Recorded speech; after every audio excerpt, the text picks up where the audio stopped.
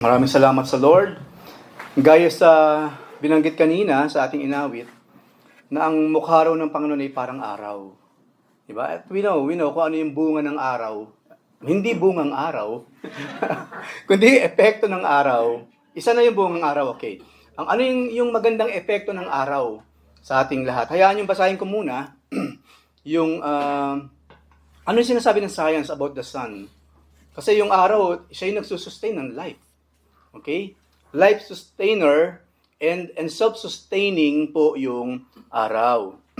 Ang sabi po sa science, the sun sustains its power through nuclear fusion in its core, where immense pressure and heat force hydrogen atoms to fuse into helium, releasing vast amounts of energy in the process. This continuous fusion reaction occurring over billions of years, but we don't believe that because the Earth is a young Earth. Naniniwala tayong nasa 7,000 years lang ang buong sansinukob, according sa timeline ng Biblia. Hindi po, according sa science, millions and billions and billions of years. According sa kanila yon, sa nakikita nila. Pero according po sa Biblia, hindi tatanda ng 7,000 years old ang Earth. Hindi po, hindi aabot. So anyway, occurring over thousands of years, generates the heat and light that radiate outward as solar radiation, making the sun the primary energy source of Earth and the entire solar system, yung ating Milky Way. Lahat ng inaabot ng liwanag ng araw, nagsusustain yun ng life. Of course, wala pong any living organism sa ibang planet. Kaya po, wag na nating itanong yung question na, are we alone in the universe? Yes, we are alone. Kasi tanong pa rin yan hanggang ngayon kahit ng mga matatalinong tao. Are we alone in the universe? Ang sabi po sa Biblia, yes, we are. In this physical universe, we are alone. Earth lang po ang merong tao na iniligay ang Diyos. Wala dun sa billions and billions and trillions and billions of planets around the universe. Wala po. Kaya hanggang ngayon nga, wala naman nakikita yung mga scientists, right? Kasi sinabi sa Biblia, sa mundo lang meron. Hindi sinabi po sa Biblia at meron pang ibang planetang nilagyan ko rin ng living, may Eva at Adan din doon, their own version. Wala po. So, are we alone in the universe? Yes, we are. Pero sa spiritual universe, o spiritual dimension, may kasama tayo doon. Number one, ang Diyos, then yung kanyang mga angels. And of course, nandiyan pa yung pakalat-kalat around this planet ng mga evil spirits o yung mga fallen angels. So, hindi lamang Earth, kundi yung mismong solar system natin po, na binubuhay sinussustain po ng Sun. Hindi lamang yun, babasahin ko po sa inyo. Ano naman yung ilan sa mga impact ng solar energy? Of course, nabanggit na kanina, source of life. Without the sun's energy, Earth would be a dark, cold, and barren planet, unable to support life. Mahalaga ang araw, lalo na sa umaga. Alam natin yan, yung vitamin D na tinatawag. Yun yung vitamins na libreng-libre. Lumabas ka lang ng tamang oras, meron ka ng lakas na makukuha from the sun. Diba? Hindi lamang yon, ang impact daw ng solar energy, it is a foundation of ecosystems. Solar energy is crucial for photosynthesis. Kailangan siya ng mga halaman para magkaroon ng photosynthesis, para mabuhay yung mga halaman. The process by which plants convert light into food. Imagine that. Light into food, forming the base of the entire food chain. Kumakain tayo ng halaman. Ang mga animals kumakain ng halaman. Ang halaman kumakain ng insekto kasi may halaman kumakain din naman ng insekto. So yung ecosystem, binubuhay yan ng sikat ng araw. Hindi lamang yun, yung weather itself. The sun drives weather. The sun's energy also powers Earth's weather patterns, influencing wind, rain, and ocean currents. Alam niyo, kung manonood lang kayo lagi ng National Geographic, kung gusto niyo makakita ng mga kahanga-hanga, malahimalang mga natural na pangyayari, nangyayari pa yun araw-araw sa mundong ginagalawan natin. Hindi lang sa buhay ng tao, kundi sa mismong Earth na kanalalagyan natin, there are wonders on this planet na hindi po kayang basta-basta ipaliwanag ng tao. And yet it happens, at marami po dyan, hindi pa alam ng science paano sasagutin. Pag ang araw po nawala, lalong magkakandaloko-loko ang weather system. Nga nangyayari na nga ngayon, di ba? Nang dahil daw sa nagiinit ang earth, ang mundo, di ba? Panay ang bagyo ngayon, mas super na. Ang mga bagyo ngayon, mas super na. May kinalaman yan lahat. At malaking kinalaman nun sa sikat nga ng araw. Hindi lamang yon. Paano nagsusustain pa ang sikat ng araw? Pwedeng i-harness ang sikat ng araw. Humans can harness solar energy using solar panels to generate electricity for homes and businesses, providing a clean and renewable energy source. At nakita natin sumisikat na yan, di ba? May mga bahay, kung afford din lang, naglalagay na ng mga solar panels. Imagine that. Hindi pa natin masyadong na-harness yun kasi, medyo huli ang Pilipinas. Meron na rin naman sa atin, kaya lang hindi katulad sa ibang bansa. Katulad po sa bansang ito, since napakalawak ng mga disyerto sa bansang ito, grabe yung pagkaka-harness nila ng solar energy. Kung makikita natin ang bansang ito 100 years ago, you will never say, hindi natin masasabi na, paano mabubuhay yung mga living organism na ni humans? Puro disyerto yan. Pero nakita natin yung common grace ng Diyos, yung pala merong langis sa ilalim. Ngayon, ayan nga, since yung supply ng araw nila, ganun kalawak, dahil malawak ang kanilang lupain, ang mga disyerto, ang dami pang solar panels dyan sa desert. Magtataka kayo, bakit dito sa bansang ito, yung mga ilaw sa gabi, naka-on. Buong magdamag, naka-on. Sa atin kasi hindi, turn off. Right? Marami sa atin pinapatay yung ilaw sa lansangan. Why? Ang lakas sa kuryente. Magkano naman babayaran nun ng government? Dito po nanggagaling dun. Kaya afford nila may ilaw sa gabi. Magbiyahe kayo sa gabi, maliwanag. Ang daming ilaw, sunod-sunod pa. Hindi malalayo ang patlang ng mga ilaw dito. Wala halos dark spot. Galing sa araw yun. Diba? Galing yun sa araw. Nung araw, nauso yung yung naalala niyo yung Casio, di ba? Solar yun eh. Arawan mo lang, power na, di ba? Solar energy. Inisip ko nga bakit yung mga cellphones, bakit walang solar, at least man lang yung likod ng cellphones, gawin nilang solar panel. Habang nagdadrive ka, ipatong mong ganun, mag-charge ng kusa through solar. Pero ayaw lang gawin. Bakit? Libre kasi yan eh. Walang bayad. Kailangan nila, pag nasira yung ating mga battery, kailangan bumili ulit. Kikita sila. Alam niyo po ba na maraming source of energy pinipigil talaga ng tao? Na-discover na, pero ang gagawin nila, binibili para hindi ituloy. Totoo po yung mga kwento na yon. Yung mga tubig na gagamit na ngayon bilang pampatakbo ng mga sasakyan, ng mga makina, matagal na pong meron yun. Ang gagawin ng mga ganid ng mga korporasyon, bibilin nila yung technology, isi-shelf lang nila yun, itatago kung saan. Why? Ang laki ng kinikita ng mga Arabs, ang laki ng kinikita ng mga bansang nagpo-produce ng oil. I'm telling you, this is real. This is true. Ang dami pong evil companies, evil governments na pumipigil para mas gumaang yung buhay natin. Kaya ang Lord, nabasa natin kanina, di ba? Aalagaan kita, hindi kita pababayaan. Personal po yung sinabi ng Panginoon kanina, yung binanggit doon. Israel ang kausap doon, pero tayo rin ang kausap ng Panginoon kasi anak din tayo ng Diyos eh. We can also claim that. Even though specifically binanggit yun sa specific ng mga tao, kaso kung paanong mahal sila ng Diyos, mahal din kasi tayo ng Diyos eh. Hindi lang tayo basta mahal, we are sons and daughters of God. Yun po pangako ng Panginoon sa atin. Kung isa-isayin ko pa yung paano pinagmamaramutan ng tao ang kapwa-tao sa mga libreng source of energy, marami po. Marami po. Kaso nga sinusupil nila just because of greed. Tama nga na the love of money is a root of all kinds of evil. Kaya iwas po tayo sa pag-ibig sa salapi. Hindi sila ang master, dapat tayo ang master, gagamitin lamang natin sila. Ngayon po ang pamagat ng mensahe ng Panginoon sa araw na ito ay sustaining grace. Pag-uusapan po natin yung ilang mga verses sa Biblia kung saan pinatutunayan na kasama po sa grasya ng Diyos. Niligtas tayo ng Panginoon, di ba? For by grace we have been saved. Not by works, di ba? But through faith. Yun ang sinabi sa Biblia, grasya po ng Diyos kung bakit tayo papuntang langit ngayon. Kasi kung tao ang pipili, kung sino pupunta ng langit, pupunta ng impyerno, walang mapipili ang taong pupunta ng langit. No one. No one ay karapat-dapat pumasok sa langit. Nabanggit ko po noong una, according po sa Biblia, kung tutuusin po, imposible ang kaligtasan. Because one sin is enough for us to go straight to hell. Pero ginawan po ng paraan ng Diyos yun. Ano yung naging paraan niya? Yung mismong bugtong niyang anak, mamamatay lang naman for us. At namatay na nga siya. At muling nabuhay. At ano raw ginagawa ni Jesus Christ? Sa kanang kamay ng Ama, ipinagpe-pray tayo each and every day. At kapag si Satan po nag-aakasan na naman, yun po kasi ibig sabihin ng Satan, accuser.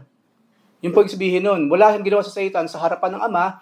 Kung paano si Satan po nakikipag-usap si Job, di ba sa aklat ng Job, laging si Satan nandun siya eh. Merong place in heaven na meron pa pong access until now si Satan at ang mga demons. Nagpaparat-parito sila, they are reporting, nasa Biblia po yun.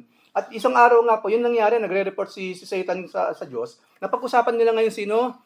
Si Job. Di ba? So until now po, hindi pa po tapos yun. Sa Revelation po, mapuputol na yun. Pero until now, sa araw natin, meron po silang access. Ano ginagawa ni Satan sa kanyang, paano nagagamit yung access niya sa isang parte ng langit para makipag-usap pa rin sa Diyos? Diba? Ano ginagawa niya? To accuse us. O kita mo, yung lem na yan, o kita mo na yan, yung chin na yan, tingnan mo, o Diyos, yan ba yung mga niligtas mo? Yan ba yung mga hindi pupunta ng impyerno? Kasama ko? Na magdurusa, kasama ko? Dapat kasama ko yan. Yun ngayon ang trabaho ni Jesus Christ. Sa kanang kamay ng Ama. Father, charge to me. Si Chin, charge to me. Si Lem, charge to me.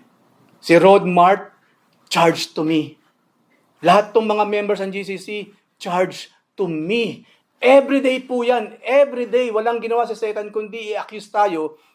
Kung tutusin, hindi man pag-accuse lang ginagawa niya kasi totoo naman. Hindi man tutusin. Marami pong pwedeng sabihin si Satan, kung tutuusin, marami po doon totoo. Do you believe that? Marami pong pwedeng isumbong si Satanas sa Diyos para pagdudahan yung pagliligtas sa atin. Karamihan po doon totoo.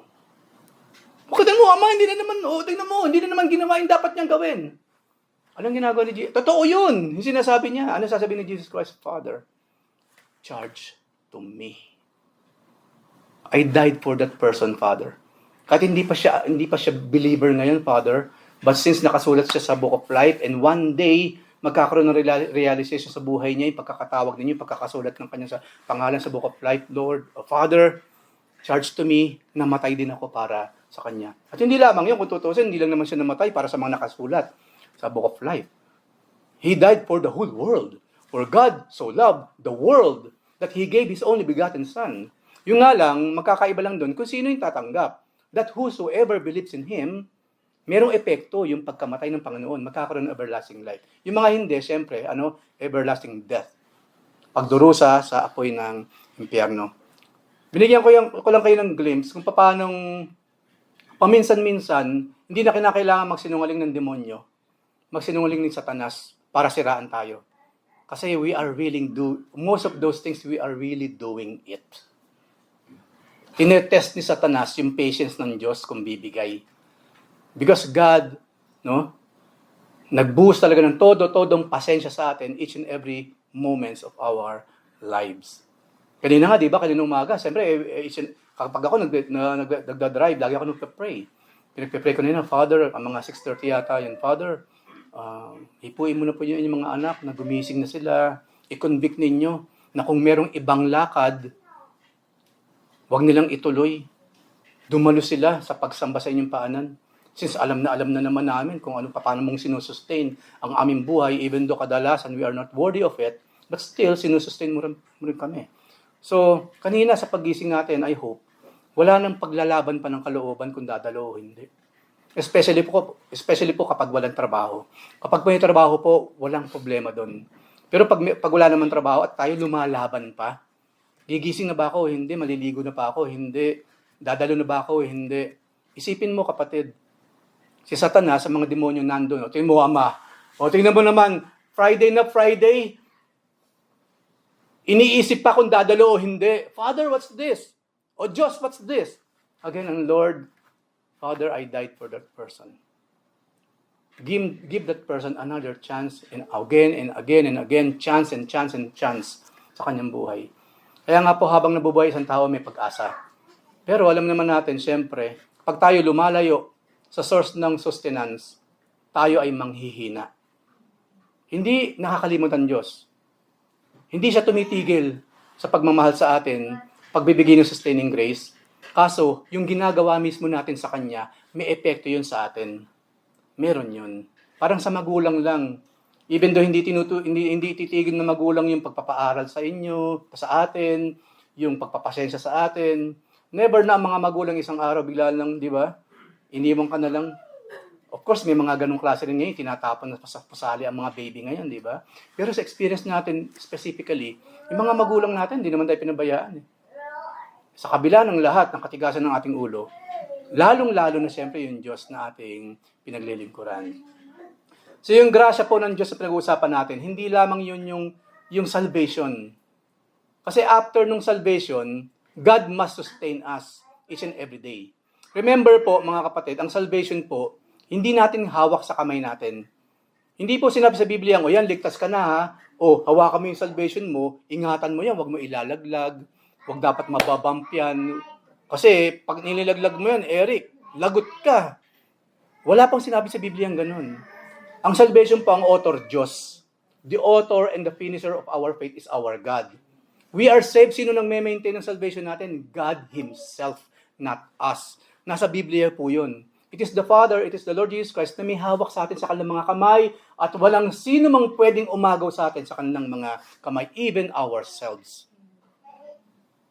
That's where our salvation is secured. By the same person, by the same God, na each and every time sinasaktan natin. But then again, regardless of that, sa pang-araw-araw natin ginagawa sa Kanya, sustained pa rin ng mabuting Diyos yung ating buhay. At yun po yung pag-uusapan natin today. So simulan po natin. Una, God sustains nature. Ang sabi sa Hebrews 13a, God is the radiance, He, the Lord Jesus Christ, is the radiance of the glory of God and the exact imprint of His nature. And He upholds the universe by the power, by the word of His power. Yun po si Jesus Christ. Si Jesus po ang pinag-uusapan dito. Ang Lord daw yung radiance of the glory of the Father. Kaya nga kanina inawit natin. Di ba? Para siyang araw. Nagniningning na parang araw mukha ng ating Panginoon. Kasi yes, kahit saan ba naman ginaya yung liwanag, yung radiance, yung sustaining power ng sun, kundi sa ating Diyos.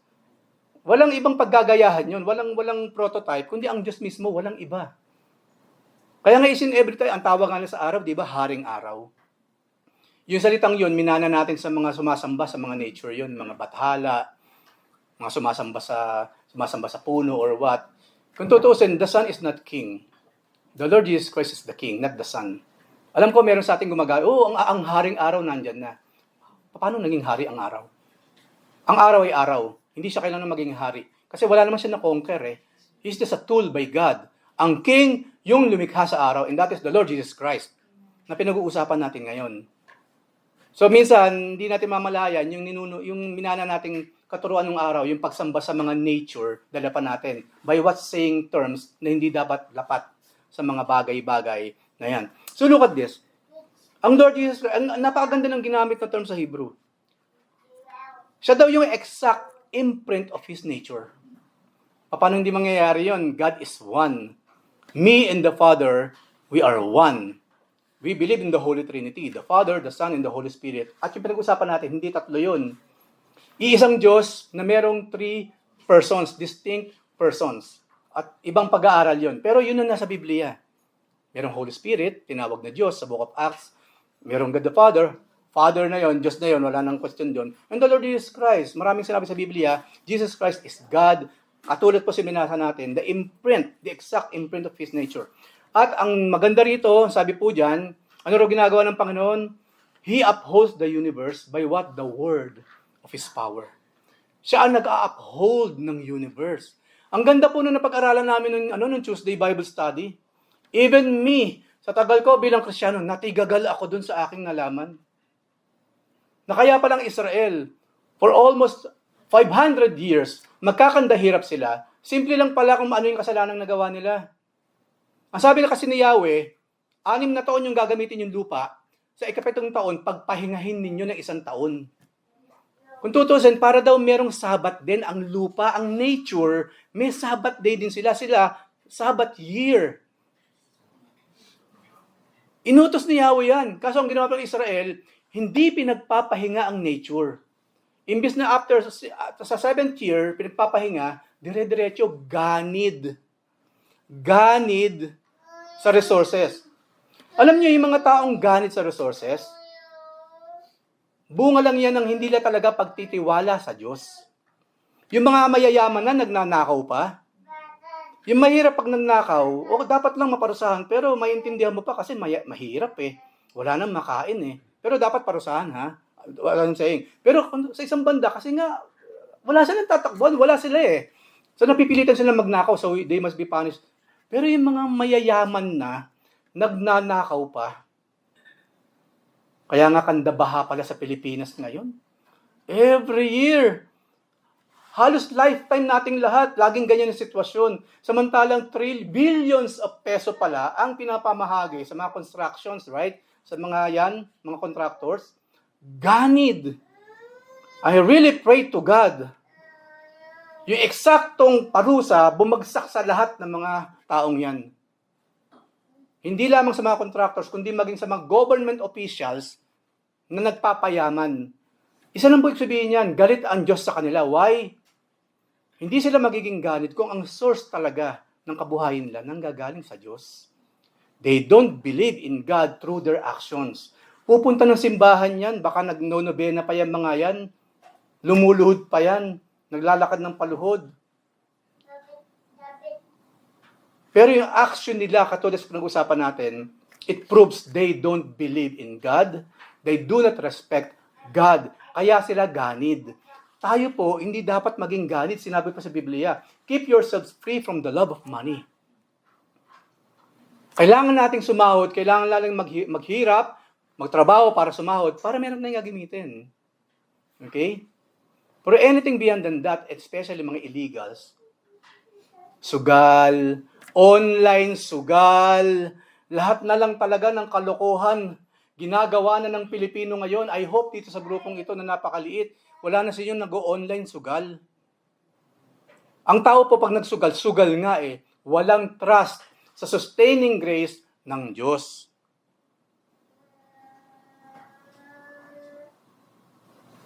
Ang mga anak ng Diyos, hindi tayo magkakandara pa na gumawa ng mga bagay na illegal para lang kumita. Kasi we believe in God.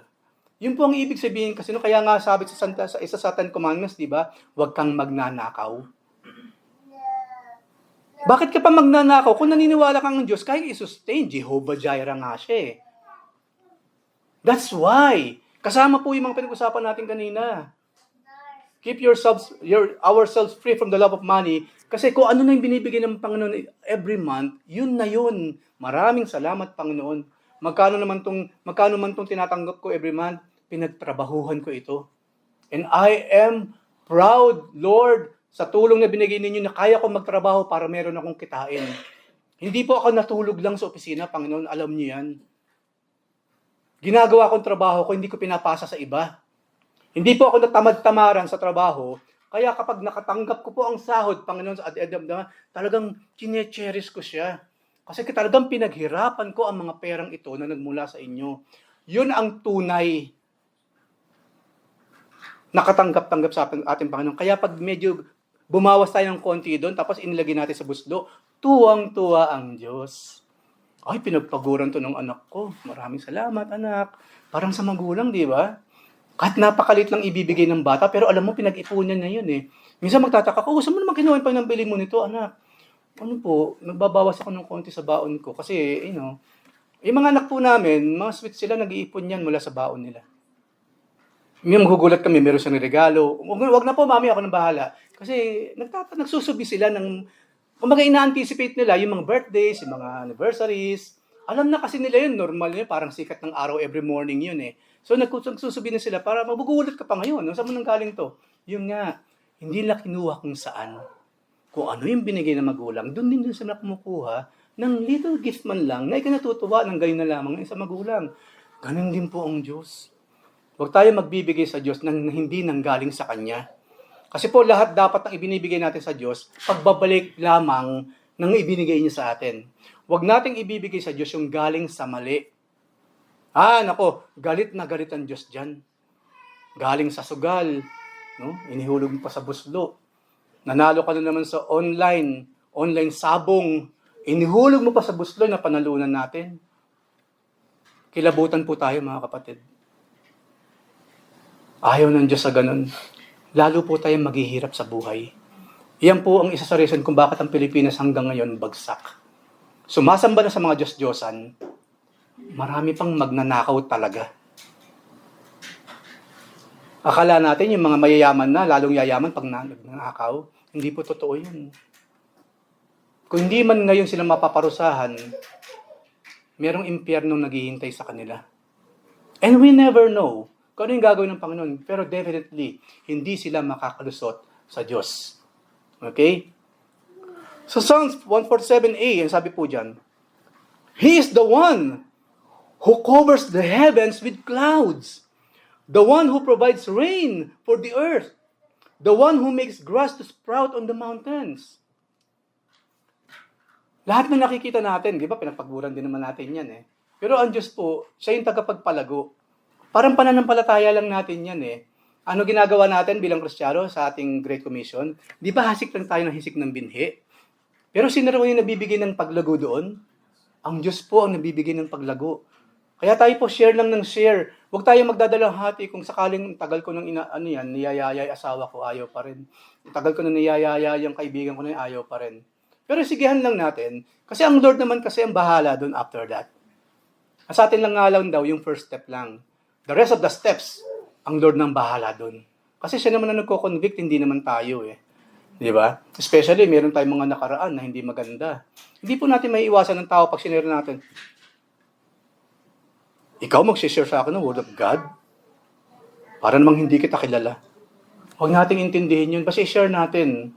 Ang Diyos nang bahala sa mga next steps. Ang conviction po manggagaling sa Diyos.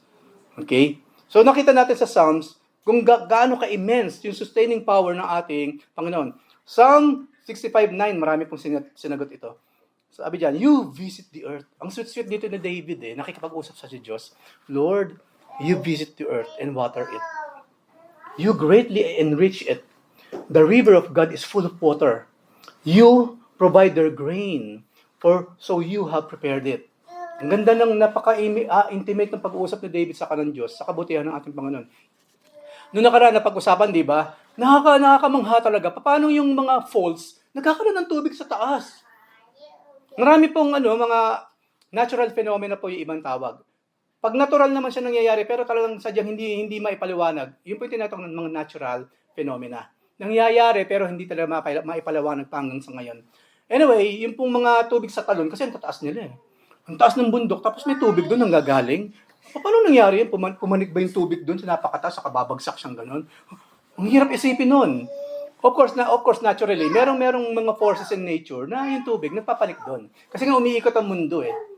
Kung nasaan ang buwan, pag umiikot ang mundo, di ba, ang tubig kasi na-attract yan ng buwan, di ba, merong magnetism. Isa na yun sa reason kung bakit may mga tubig sa taas. Meron pang mga puwersa sa ilalim. Naglalabas ang tubig ang earth itself. But, sa kabila ng lahat ng yon, of course, alam natin, ang Lord ang gumagawa ng lahat ng yan. Siya ang gumawa ng epekto ng buwan kada gabi, kaya nga high tide kada gabi. Namamagnetize ng buwan kasi, yung tubig. Di ba? Kaya nag-high tide. Sino ba gumawa ng buwan? Di ba? Ang Diyos. So, sa lahat ng ito, ang nasa likod po, even sa nature na ginagalaw natin, our God. Hindi lamang yun. Alam niyo po ba na everyday, I think nabanggit ko na ito pero ulitin ko lang. Everyday po, hindi mabilang na mga meteorites ang dumadaan sa Earth at bumabagsak din naman. Everyday po yun, hindi lang natin alam. Unless tayo nagtatrabaho sa NASA, sa isang government agency na tumitingin sa skies above, especially sa gabi or what, everyday po, lagi po tayong muntik-muntikan na. Yes, hindi lang natin alam. Lagi tayong muntikan na everyday. Tamaan na ng malaking meteor, tamaan ng malaking asteroid. Hindi natin alam yun. Ilan lang naman yung binabalita nila eh. Pag sobrang laki na talaga, napakalaki na ng asteroid or meteor, balita na yun. Pero paano yung mga kasing laki ng kotse?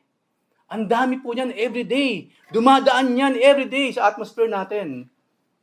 Hindi natin alam yun. Kasi alam niyo kung ibabalita yung lahat, kada panonood na ng balita at isang asteroid ang pumasok, kaninang alauna, at 1 o 2, meron po isang pumasok ulit. Kasi everyday yan, saan katerbong mapapasok, hindi natin alam. Tamaan tayo ng isa niyan, we're dead.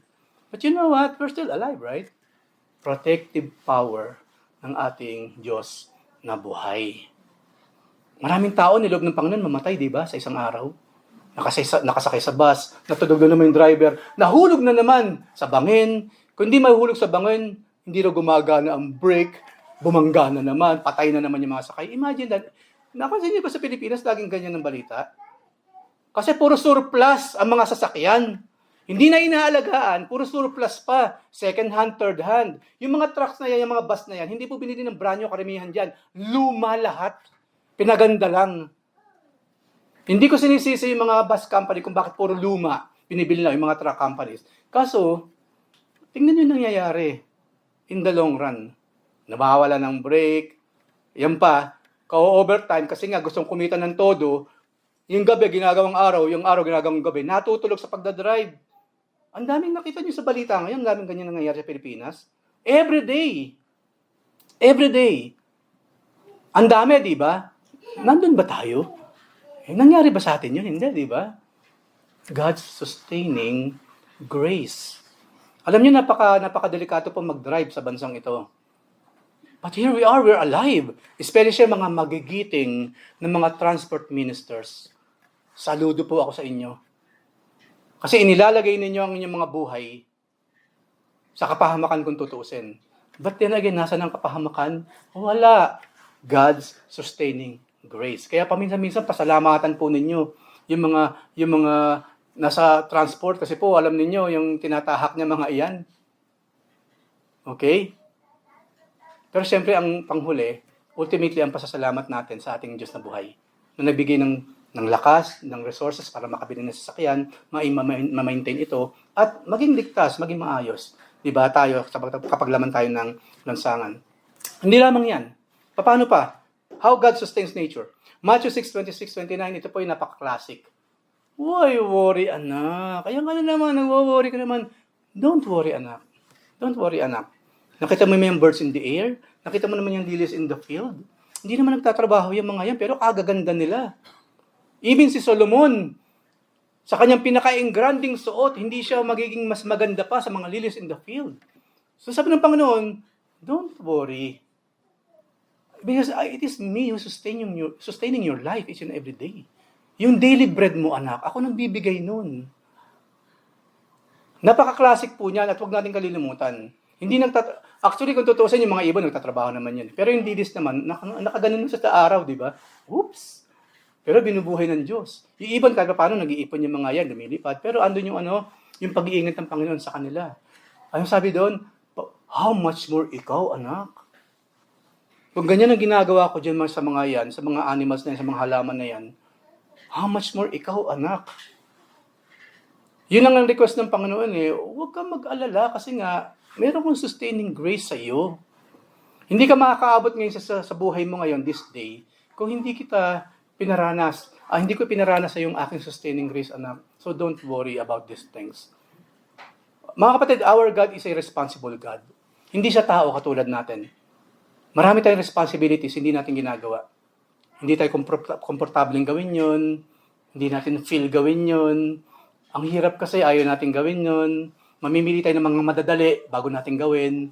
Ayaw natin ng mga may hirap, na magre-require ng too much effort or what. Alam niyo, ang Diyos hindi katulad ng tao, buti na lang.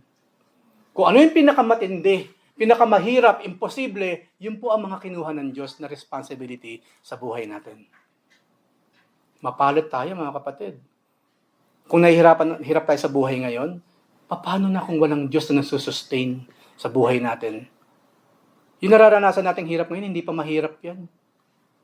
Kasi under tayo ng protective power ng Panginoon, ng kanyang mercy, ng kanyang grace. He loves us so much. Higit pa sa pagmamahal sa atin ng ating mga parents. Mapalad tayo kung sinasabi natin, Lord, gusto ko nang bumigay, ayaw ko na. Napakahirap ng buhay. Nagkakamali po tayo, mga kapatid. Maaaring hindi pa talaga natin, kapag ganun ang ating thinking, ang ating mentality, maaaring hindi pa talaga natin kakilala Ganon ka-intimately close ang ating Diyos na sinasamba.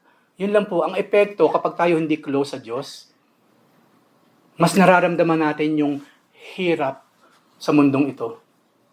Dumikit tayo sa Panginoon, ina-absorb niya kasi yan eh. Charge to me, anak. Akong bahala dyan, anak. Huwag ka mag-alala, anak. Akong bahala dyan. Gagawa natin. Nothing is too difficult with me, anak. So, ulitin ko po. Kung sakaling dumaraan tayo sa mga bagay sa buhay na laging taliwas sa ating mga inaasahan, simpleng-simple lang naman, ba't hindi nangyayari? Let's assess our relationship with our God. Yun lang po, ang suma total po, maaring kulang tayo sa tamang relasyon sa ating Diyos na kayang i-sustain, ibigay sa atin lahat ng ating mga pangangailangan sa tamang panahon. Ano pa isa? Corinthians 9:8, and God is able to make all grace abound to you, so that having all sufficiency in all things at all times, you may abound in every good work. Kaya inako ng Panginoon yung sustenance sa pang-araw-araw ng buhay. Para ano raw, sinabi sa binasa natin? Para tayo makapag-focus saan? Para mag-abound tayo sa paggawa ng mga bagay na mabubuti. Yun ngayon ang responsibility natin. Binibigyan tayo ng Panginoon ng oxygen, free oxygen every day. Ginigising niya tayo every day. Binigyan tayo ng trabaho, ng talino, ng kakanyahan. Ibinigay niya ang lahat ng ito para, anak, hindi mo na aasikasuhin yan. Kasi ang gusto ko, anak, kaya ako kinuha lahat yung malaking bulk ng mga bagay na yan na para sa iyo, sa kabutihan mo. Kasi ang gusto ko, anak, mag-focus ka sa paggawa ng mabuti. Serve me. Hindi po tayo pwedeng gumawa ng mabuti nang hindi tayo nagsisilbi sa Diyos. Kapag tayo hindi nagsisilbi sa Diyos, hindi tayo nakakagawa ng mabuti. Each and every time tayo mga anak Diyos gumagawa ng mabuti, that's another way of serving God Himself kasi. Nakuha yung point. Ako nang bahala dyan kung paano kayo inaalagaan ng mga ibon sa impapawid, ang mga lilies in the valley na kagaganda. Ako nang bahala dyan, dito ka na lang sa maliit na ito mag-focus. Gumawa ka ng mabuti, serve me. Now the thing is this, bakit tayo busy sa ibang bagay? Why? Kasi paggawa na lang ng mabuti ang hinahanap ng Diyos sa atin. To serve Him by doing good. Pero bakit hindi natin nagagawa yun? Inako na nga ng Diyos lahat. Why? Bakit? Bakit hindi natin magawa? Even very, very small good thing to do. Bakit hindi natin magawa? Why? Alam niyo, masakit ang katotohanan. Dalawang bagay lang yan. Again, maaring sira ang ating relasyon sa Diyos. Akala lang natin meron tayong relasyon sa Kanya. Pero hindi pala. So dalawa, maaring sira ang ating relasyon sa Diyos. Pangalawa, maaring wala talaga tayong relasyon sa Kanya at all. Kaya busy tayong lahat. Kaya wala tayong panahon sa Diyos. Wala tayong panahon gumawa kahit yung maliliit na kabutihan gusto niya makita sa atin. That's why, dalawa lang po yun. Yung sinasabi ko po mga kapatid, this is also a warning to us. This is a warning. Hindi lahat ng nasa loob ng bahay po, merong tamang relasyon sa isa't isa. Huwag mo sasabihin, hindi, magkakasama kami yan, lumaki nga kami together eh. Ang daming pamilya, kahit lumaking magkakasama, hindi nga sila magkakakilala eh. Mas gusto na nasa labas, mga kaibigan na, kilala nila yon. Yung gawain sa labas ng bahay yun ang gusto nila. Pero pa sa loob ng bahay, walang katorya-torya. Walang gana. Hindi man lang bumubukas ang bibig para sa mga kapatid, sa mga magulang. Magkakasama po sa bahay yun. Mula nang siya'y maliit, hanggang siya'y lumaki. I'm warning you, maaaring ganun din sa buhay Kristiyano natin. Huwag natin sabihin, hindi, pinanganak naman ako sa isang Kristiyanong pamilya. Yung mga loved ones ko naman, Christian lahat. So, what? Beware. Baka akala lang natin meron tayong relasyon sa Diyos. Assess what we are doing now. Maliit na lang po yung iniwan ng Panginoon na responsibility natin. Do good. At yung good na yun, pasok sa pag-serve natin sa Panginoon. And di ba, while we are serving God, sino ba nakikinabang muna? Tayo rin naman, di ba? Because serving God is a reward in itself. Maaaring hindi kasi naiisip na maraming Kristiyano, Lord, gusto ko ng reward. Gusto ko ng reward, Panginoon. Ano sasabihin ng Panginoon? Gusto mo ng reward? Serve me. Lord, pwede bang yung reward na muna? Anak, hindi mo naintindihan. Hindi lahat ng tao, binigyan ko ng kakanyahan to serve me. Pinili ko kayo exactly, specifically, to serve me. Because it's a reward in itself. Ano ba ang katumbas ng ating pagsaserve sa Panginoon? Rewards! Rewards begets reward. It's a privilege po na magsilbi sa Diyos, mga kapatid. Pag hindi pa tayo humaantong sa ganung klase ng thinking, again, sabihin ko po sa inyo, diretsahan na, maaaring mali yung pinagsimulan natin sa Diyos. Maaaring wala tayong relasyon talaga sa Kanya or sira yung relasyon natin sa Kanya. Yun lang po yun. Huwag na tayong magturo ng kasi naman, kasi trabaho ko kasi, asawa ko kasi, busy kasi ganito. No. Kasi maraming katulad din natin eh. Right? Hindi mo naalala yung ginagawa example? Si Pastor Neil, na kinuha na ng Panginoon, ngayon masayang-masaya na sa langit. Ulitin ko lang po sa mga hindi nakarinig. Yun po yung pastor namin noon sa Word of Life. Meron siyang 4 na anak. Of course, may asawa. Buong pamilya, nag-aaral lahat yun. Tapos broken pa ang timing ni Pastor Neil sa trabaho. Pumapasok sa umaga, yung hapon niya, hindi po itinutulog yun.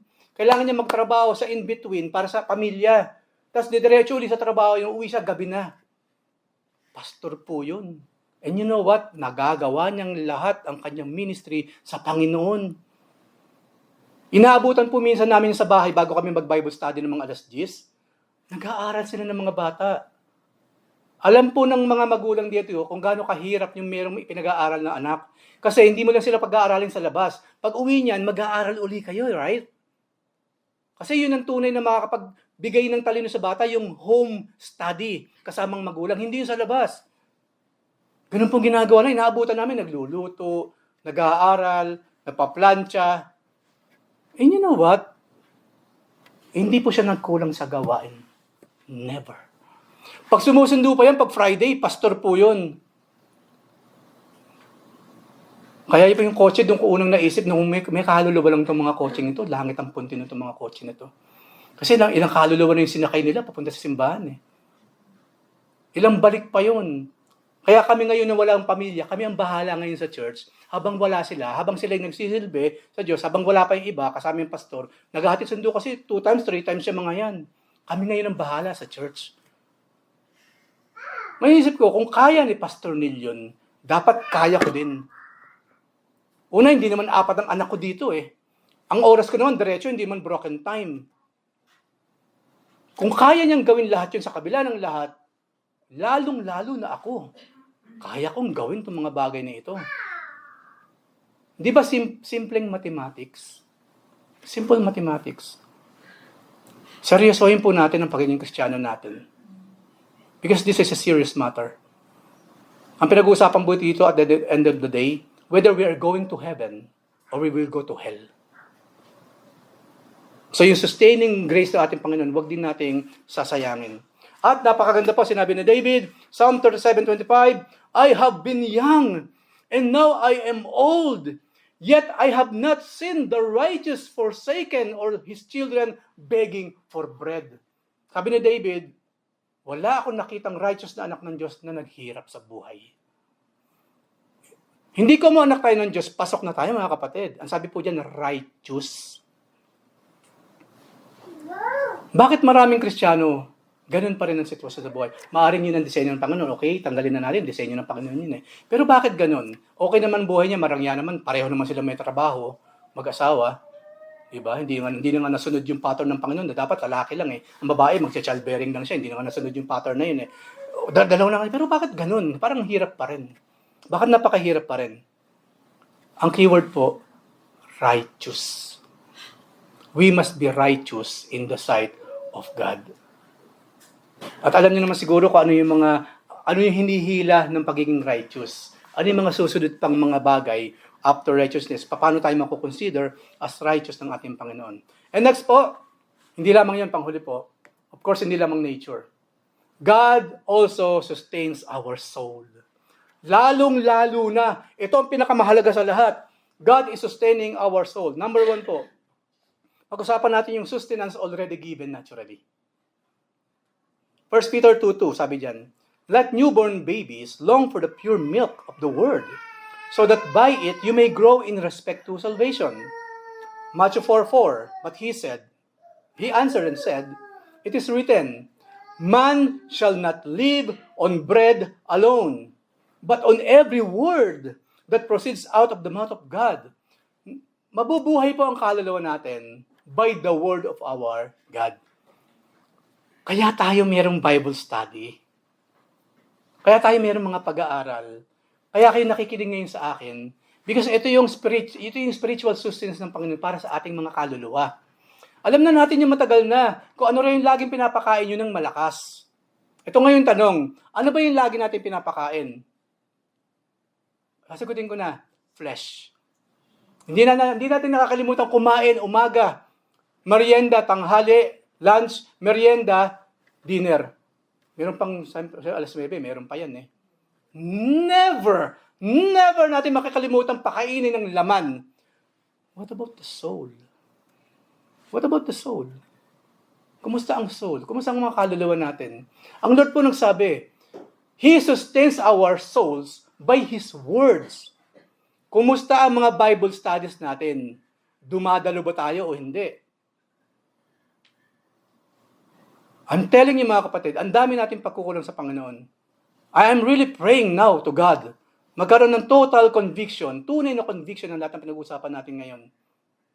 Kung gusto natin maging maayos ang buhay natin, feed our souls by the word of our God. And we know kung saan natin makukuha yung word of God. Iilan na lamang ngayon yung nasa bahay, mag-isa, magbubukas ng Biblia, magbabasa. Iilan na lang po yun. Iilan na lang po yun. Sa grupong ito napakaliit, meron bang ganun? Uuwi sa bahay, I will read the scripture kasi kailangan kong i-feed ang aking soul. Patay ang lahat, patay ang TV, patay ang notification ng mobile phone. Siya lang talaga at ang word of God. Magbabasa siya at mararamdaman niya, Lord, nararamdaman ko lumalakas ang aking kaluluwa. Maraming salamat, O Diyos. Kailan nangyari yun? Kailan siya huling nangyari? Or kailan siya unang nangyari sa atin? Kung wala, then we need every Friday, we need every Sunday, we need every Monday, and we need lahat ng mga pag-aaral dyan sa labas. We need all those things. Mga kapatid, pag yan po, lahat ng yan nilalaktawan ninyo. Payat na payat ang inyong mga kaluluwa. Walang ibang makakapagpalakas sa kaluluwa natin, kundi salita ng Diyos. Kalimutan nyo ng lahat, wag lang ito mga kapatid. The time is near. Malapit nang bumalik ang Panginoon. Matagal na natin pinag-aralan. Nariyan na siya. Ang Panginoon daw, nasa pintuan na siya. Nasa last week na tayo ng Book of Revelation, saka ng Daniel. God is coming soon. Change must happen now. Magbago na tayo ngayon mga kapatid. For the sake ng mga bata, for the sake ng buhay pang meron tayo. Kung meron pa tayong ilang taon na nalalabi. Kasi yun, Diyos din ang nagsusustenance. Siya rin ang bibigay sa atin ng exit visa sa planeteng ito sa panahong hindi natin nalalaman. Anytime, pwede tayong kunin ng Diyos. Be serious about this. Christianity is serious. Ang Diyos ay seryoso. Walang laro-laro sa Kristyanismo. Seryosong bagay po ito. Seryosong bagay ito, mga kapatid. If we love ourselves and our family and our souls, do these things. Kung saan nandun ang Diyos, nandun ang sustenance ng Panginoon, doon tayo magsumiksik. Hindi sa ibang bagay. Word. Pangalawa po, yun po yung natural na kasi binigyan na ng Panginoon sa atin yun. Ngayon, ito po, I think mas mahirap to kasi kanina mahirap na nga kahit libre na eh. Pangalawa, God sustains our souls. Saan? Sustenance we must actively work on. Kung hindi natin kayang gawin yung something na ibinigay na ng kusa sa atin, lalo na siguro itong number 2. Kasi dito kailangan ng active participation nating lahat. John 14:26, sabi diyan, the Helper, the Holy Spirit, whom the Father will send in my name, He will teach you all things. Bakit po kami iti-teach, Lord? Bakit? To bring to your remembrance all that I have said to you. Ipapaalala sa inyo ng Holy Spirit lahat ng sinabi ko. Ngayon, sinabi ng Panginoon ba na mula ngayon, since ikaw ay anak ko na, puro pahinga ka na lang. Wala ka nang gagawin kundi kumain. Sabi nga nila, eat, drink, and be merry. Manood ka ng lahat ng telenovelang gusto mo. Mag-browse ka ng mobile phone maghapon. Maglaro ka na lang ng games maghapon, anak. Wala ka nang gagawin. Wala pong sinabing gano'n ng Biblia. Meron tayong part. Ano yon? Ephesians 4:11-12. Ilan lang po ito pero palalawigin natin. Ang sabi po dyan, ito yung the heart of ETS, equipping the saints. And He, our Lord, gave the apostles, He gave the prophets, He gave the evangelists, He gave the shepherds or the pastors and the teachers. Why? To equip the saints for what? The work of ministry. Para saan po yung work of ministry? For building up the body of Christ. Meron po tayong active participation kung gusto natin ang kaluluwa natin maging malusog. We must serve the Lord through the power of the Holy Spirit. Sumunod tayo sa kanyang conviction. Kasi sabi diyan, bakit daw ibibigay yung Holy Spirit? Remind us. I do believe each and every moment of our lives, laging nagre-remind ng Holy Spirit. O anak, Friday ngayon. Hindi, wag muna yan. O anak, Huwebes ngayon. Huwag kang magpupuyat kung wala ka rin naman trabaho. Mag-prepare ka para bukas, anak. Alam niyo, hindi po Friday ang preparation day. Kung paano nga Sabat, wala nang gagawin ng mga tao kundi nasa piling ng Panginoon. Bago ang Sabat po, preparation day.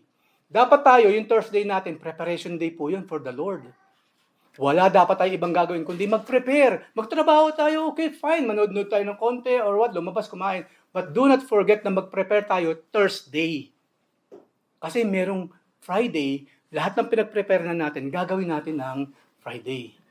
Kasama po yan sa remembrance na binibigay ng Holy Spirit. I-remind tayo ng Holy Spirit what to do, when to do it, and how to do it. Ang dami po niyan. Ang dami niyan. Kung lagi tayong nagbabasa ng Biblia, nakikinig sa mga messages, dumadalo sa mga pag-aaral, you know these things. You will know these things. So, meron tayong dapat gawin. Meron kasing work. Work of the ministry na naghihintay sa atin. Mga kapatid, matagal natin nag-usapan to, walang Kristiyanong walang ministry. Hindi kasi yung natural. Hindi po yung natural. Kung paano yung araw, lumalabas sa silangan, yun ang natural niya. Pag ang araw, biglang lumabas sa kanluran, hindi natural yun. According po sa theology ng bansang ng relihiyon ng bansang ito, yun daw yung sign of the end of days. Kapag instead na lumalabas sa silangan ng araw, biglang lumabas sa kanluran, huling panahon na raw yun sa relihiyon nila sa bansang ito. Pero hindi yun natural, di ba? Hindi natural yun. Kaya nga silangan ng tawag sa silangan eh. Kasi silangan siya ng araw, right? Yun po ang dahilan nun kung bakit silangan ng tawag doon, yung east. Pag hindi nangyari yun, hindi normal yun. Yun din po yung pinag-uusapan natin. If we are called sons and daughters of God, niligtas before the foundation of the world, supposedly po meron tayong ministering kinalalagyan ngayon. Ulitin ko po kasi hindi natural. Hindi normal na isang Kristiyano walang ministering kinalalagyan. Malakas na po ang loob ko sabihin sa inyo to kasi matatagal na kayo eh. I think ilang taon na tayo magkakasama, di ba? Kayong lahat. Kung bago, walang problema doon. Pero since alam ko naman lahat tayo dito matatagal na magkakasama, dapat po may ministry na kayong hawak. Ulitin ko po, simple lang, hindi kasi yun normal. Hindi yun natural. Why? Kasi yun ang disenyo ng Panginoon. Ngayon kilala mo na ako, anak na kita, ito ngayon gawin mo to anak. And we must do it. For the Lord's sake, for our sake, at for the sake ng mga tao sa ating buhay. So lastly po, sa ating verse to ponder, again, lumang verse pero napakaganda na sinabi ng Lord. Sabi niya sa John 6:35, Jesus said to us, I am the bread of life. The one who comes to me will not be hungry. And the one who believes in me will never be thirsty. Ayaw na natin magutom. Sabi diyan, lumapit sa Panginoon. Pag sinabing lumapit sa Panginoon, lumapit tayo kung saan nandun ang gawain. Kasi nandun ang Panginoon, siyempre. At hindi lamang kung ayaw na natin mauhaw pa, maniwala tayo sa Panginoon, magtiwala at maniwala. Yung word of believe dito, hindi yung naniwala lang. Ito yung active believing. since I believe God, I will do these things na sa lahat ng sinabi niya kasi pinaniniwalaan ko siya. So kung talagang gusto po natin maranasan yung pure, sustaining grace ng ating mabuting Diyos, gawin natin ang mga bagay na ito, mga kapatid. At doon natin mararanasan yung yung pinangako ng Panginoon, come to me and I will give you spiritual rest. Huwag nating hanapin ang kapayapaan sa mundong ito. Wala tayong makikita. Hindi po, ang kapayapaan po hindi nanggagaling sa malaking ipon. Hindi po. Ang kapayapaan po hindi nanggagaling yung malaki sahod. Hindi rin po, mga kapatid. Ang kapayapaan ba, dumarating siya pag maraming pagkain? Of course, iba, pag kumain kasi talagang payapa Diba? Pero hindi rin doon nanggagaling kapayapaan kailangan natin. Wala pong ibang source ng kapayapaan, kundi Diyos lang. Siya mismo nasabi noon, the Prince of Peace, ating Panginoon. Kaya huwag natin kalilimutan ng mga bagay nito kasi mahalaga siya, mga kapatid. Hindi na po tayo magkakasama ng matagal. Hindi na po. Gawin na natin, dapat natin gawin ngayon. Okay? Kasi kabubuti ito para sa inyo, para sa amin, at of course, para maluwalhati ang ating amang nasa langit. Tayong lahat po yung tayo manalangin. Lord, maraming salamat po again sa reminder na ibinigay po ng inyong Holy Spirit.